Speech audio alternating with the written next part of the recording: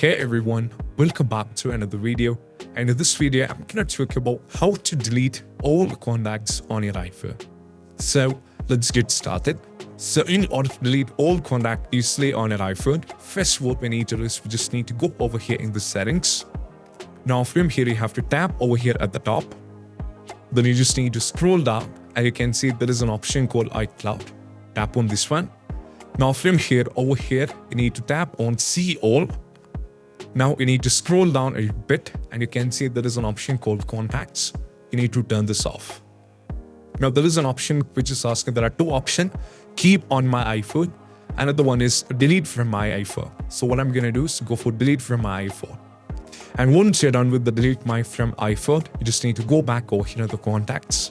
Now, as you can see, there is no contacts available right now. And this is a quick and easy guide. And I hope this quick video is helpful.